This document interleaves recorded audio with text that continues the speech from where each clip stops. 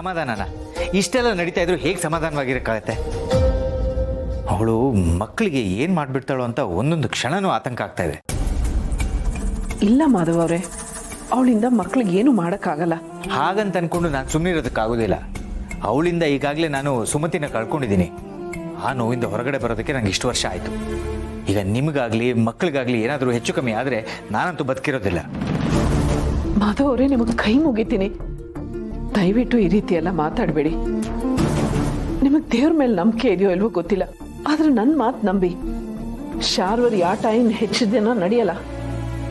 ಹೌದಪ್ಪ, ಅಮ್ಮ ಹೇಳ್ತಿರೋದು ನಿಜಾನೇ. ನಾವು ಈ ರೀತಿ ವೀಕ್ ಆದಷ್ಟು ಶಾರ್ವರಿನೂ ಸ್ಟ್ರಾಂಗ್ ಆಗ್ತಾಳೆ. ನೀವು ಆದಷ್ಟು ಬೇಗ ಹುಷಾರಾಗಬೇಕು. ಈ ಮನೇಲಿ ನಡೀತಿರೋದೆಲ್ಲ ಅವಳಿಗೆ ಗೊತ್ತಾಗ್ತಿದೆ ಅಂತಂದರೆ ನಾವು ಹೆದರ್ತಿರೋದು ಕೂಡ ಅವಳಿಗೆ ಗೊತ್ತಾಗ್ತಿರುತ್ತೆ. ನಾವು ಸಂತೋಷವಾಗಿದ್ದಷ್ಟು ಅವಳು ಸೋತ ಹಾಗೇನೆ ಲೆಕ್ಕ. ಅದೇ ನನಗೆ ಗೊತ್ತಾಗ್ತಿಲ್ಲ, ಮನೇಲಿ ನಡೀತಿರೋದೆಲ್ಲ ಅವಳಿಗೆ ಹೇಗೆ ಗೊತ್ತಾಗ್ತಿದೆ? ಮಾಧವ್ ಅವರೇ, ಅಷ್ಟಕ್ಕೂ ಶಾರ್ವರಿಗೆ ಇದನ್ನೆಲ್ಲ ಮಾಡೋದಕ್ಕೆ ದುಡ್ಡು ಎಲ್ಲಿಂದ ಬರ್ತಾ ಇದೆ? ಆ ರೌಡಿಗಳು ಕೊಡೋಕ್ಕೆ, ಬೇರೆ ಬೇರೆ ಫೋನ್ ನಂಬರ್ಗಳು ತಗೊಂಡು ಅದರಿಂದ ಕಾಲ್ ಮಾಡೋಕ್ಕೆ ತುಂಬ ದುಡ್ಡು ಬೇಕಲ್ವಾ? ಅಮ್ಮ, ನೀನು ಕರೆಕ್ಟ್ ಪಾಯಿಂಟೇ ಹೇಳ್ತಿದ್ಯಾ. ಅವಳು ಇಷ್ಟೆಲ್ಲ ಸಲೀಸಾಗಿ ಮಾಡ್ತಿದ್ದಾಳೆ ಅಂತಂದರೆ ಅವಳ ಹತ್ರ ತುಂಬ ಹಣ ಇದೆ ಅಂತಲೇ ಅರ್ಥ. ಮಾಧವ್ ಅವರೇ, ಅವಳಿಗೆ ಇಷ್ಟೊಂದು ಹಣ ಎಲ್ಲಿಂದ ಬರೋದಕ್ಕೆ ಸಾಧ್ಯ? ಎಲ್ಲ ದುಡ್ಡು ಕಂಪನಿದು ಅಥವಾ ಮನೆದೇ ಆಗಿರುತ್ತೆ ಅಲ್ವಾ? ಅವಳಿಗೆ ಹಣ ಬರ್ತಾ ಇರೋ ಯಾವ್ಯಾವ ಮೂಲಗಳಿದೆಯೋ ಅದನ್ನೆಲ್ಲ ನಿಲ್ಲಿಸ್ಬೋದಾ? ನೀವು ಹೇಳ್ತಿರೋದ್ರಲ್ಲೂ ಅರ್ಥ ಇದೆ. ಇದು ಒಂಥರ ಒಳ್ಳೆ ಐಡಿಯಾನೇ. ಸಮರ್ಥ್, ಒಂದು ಕೆಲಸ ಮಾಡು, ನೀನು ಈಗಲೇ ಅವಿಗೆ ಹೇಳಿ ಪೊಲೀಸ್ಗೆ ಕೊಟ್ಟಿರೋ ಕಂಪ್ಲೇಂಟ್ ಕಾಪಿ ತೊಗೊಂಡೋಗಿ ಅವಳು ಅಪ್ಸ್ಕೊಂಡಾಗಿದ್ದಾಳೆ ಅಂತ ಅವಳ ಅಕೌಂಟ್ಸ್ ಎಲ್ಲ ಬ್ಲಾಕ್ ಮಾಡಿಸು. ಸರಿಯಪ್ಪ, ಹಾಗೆ ಮಾಡ್ತೀನಿ. ದುಡ್ಡು ಬರೋದು ನಿಂತೋದ್ರೆ ಅವಳು ಇಷ್ಟೆಲ್ಲ ಮೆರೆಯೋದಕ್ಕಾಗೋದಿಲ್ಲ. ಅವಳು ಹೇಗೆ ಮರೇಲಿ ಬಚ್ಚಿಟ್ಕೊಂಡು ನಮಗೆ ತೊಂದರೆ ಕೊಡ್ತಾ ಇದ್ದಾಳೋ, ನಾವು ಹಾಗೇನೆ ಅವಳು ಗೊತ್ತಿಲ್ಲದೆ ಇದ್ದಾಗೆ ಅವಳನ್ನ ತುಳಿಬೇಕು. ಕೈಯಲ್ಲಿ ದುಡ್ಡಿಲ್ದೆ ಇನ್ ಮುಂದೆ ಹೇಗೆ ಈ ಆಟಗಳೆಲ್ಲ ಆಡ್ತಾಳೋ ನೋಡೇ ಬಿಡೋಣ.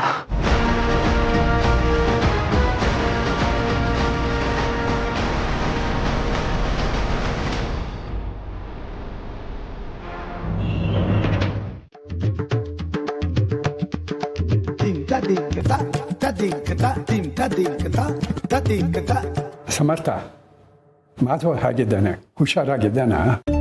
ಪರವಾಗಿಲ್ಲ ತಾತ, ಈಗ ಸ್ವಲ್ಪ ಚೇತರಿಸ್ಕೊತಾ ಇದ್ದಾರೆ.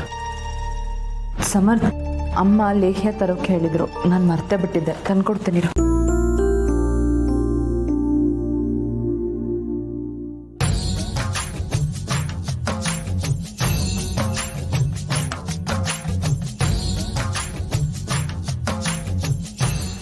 ಇದನ್ನ ಅಮ್ಮಂಗೆ ಕೊಟ್ಬಿಡು. ಯಾಕೋ ಈ ನಡುವೆ ಏನೂ ನೆನಪಲ್ಲೇ ಇರಲ್ಲ. ತಲೆ ತುಂಬ ಬರೀ ಶಾರ್ವರಿ ವಿಷಯನೇ ತುಂಬಿಕೊಂಡಿರುತ್ತೆ. ಅಲ್ಲ, ಈ ಶಾರ್ವರಿ ಕೊನೆಗಾಲ ಅನ್ನೋದೇ ಇಲ್ವಾ? ಅವಳು ಮಾಡ್ತಿರೋ ಪಾಪದ ಕೆಲಸಗಳೆಲ್ಲ ದಿನೇ ದಿನೇ ಹೆಚ್ಚಾಗ್ತಾನೇ ಇದೆ.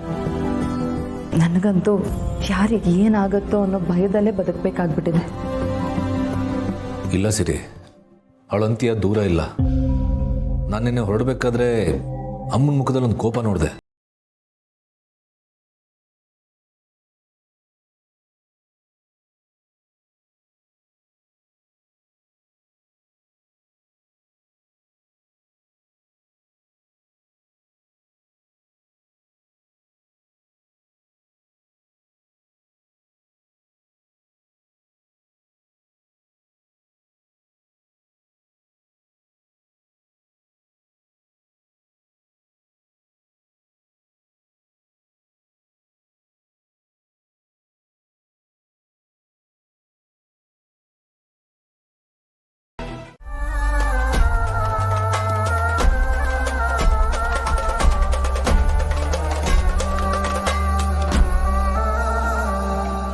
ಅಂದರೆ ನನ್ನ ಮಗಳು ನನಗೋಸ್ಕರ ಕಾಯ್ತಿದ್ದಾಳ.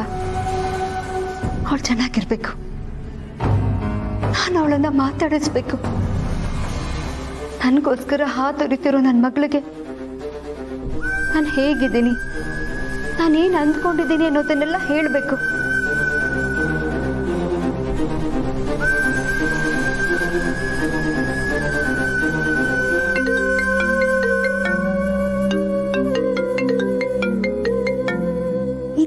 ಯಾರಿದು ಇಷ್ಟೊತ್ತಲ್ಲಿ ಅನ್ನೋನ್ ನಂಬರಿಂದ ಕಾಲ್ ಬರ್ತಿದೆ?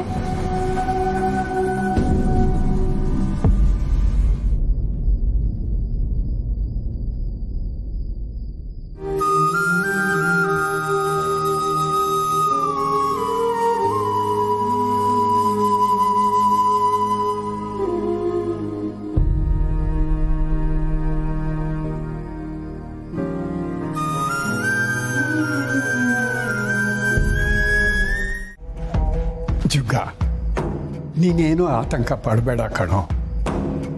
ನಿನ್ನ ಸೊಸೆ ಮುದ್ದಿಗೆ ಏನೂ ಆಗೋದಿಲ್ಲ. ನೋಡು, ಅವಳು ಇಲ್ಲಿಂದ ಮೈಸೂರಿಗೆ ಹೋದ್ಲಲ್ಲ, ಅವಳು ಹೋಗ್ತಾ ಇದ್ದ ಹಾಗೇನೆ ಸಮರ್ಥು ಮಾಧವನಿಗೆ ಆ ವಿಷಯ ತಿಳಿಸಿದ್ದಾನೆ. ಮಾಧವ ಮೈಸೂರಿನ ಪೊಲೀಸ್ನವ್ರಿಗೆ ಫೋನ್ ಮಾಡಿ ಅವಳಿಗೆ ಪ್ರೊಟೆಕ್ಷನ್ ಕೊಡೋದಕ್ಕೆ ಕೇಳಿಕೊಂಡಿದ್ದಾನೆ. ಏನೂ ಆಗೋದಿಲ್ಲ, ಯೋಚನೆ ಮಾಡಬೇಡ. ಏನು ಆಗಬಾರ್ದು ಅನ್ನೋದೇ ನನ್ನ ಆಸೆ ದತ್ತ ಅವರೇ. ಆ ಮಗು ನನ್ನ ಮಗನ ಮದುವೆ ಮಾಡಿಕೊಂಡು ನಮ್ಮ ಮನೆಗೆ ಬಂದಾಗಿಂದ ನಾನು ತುಂಬಾನೇ ತಾತ್ಸಾರ ಮಾಡಿಬಿಟ್ಟಿದ್ದೀನಿ. ನನ್ನ ಮಗ ಸೊಸೆ ಇಬ್ರು ಒಂದೇ ಒಂದು ಕ್ಷಣನೂ ಸಂತೋಷವಾಗಿರೋದಕ್ಕೆ ಬಿಡ್ಲಿಲ್ಲ. ನಾನು ಮಾಡಿರೋ ಎಲ್ಲ ಪಾಪ ಕೆಲಸಗಳಿಗೆ ಪ್ರಾಯಶ್ಚಿತ್ತ ಅಂದ್ರೆ ನನ್ನ ಸೊಸೆನ ನಾನು ಚೆನ್ನಾಗಿ ನೋಡ್ಕೋಬೇಕು. ಎಷ್ಟಾಗತ್ತೋ ಅಷ್ಟು ಆ ಮಗು ಸೇವೆ ಮಾಡ್ಬೇಕು ನಾನು. ಇನ್ನು ಸ್ವಲ್ಪ ದಿನ ದತ್ತವ್ರೆ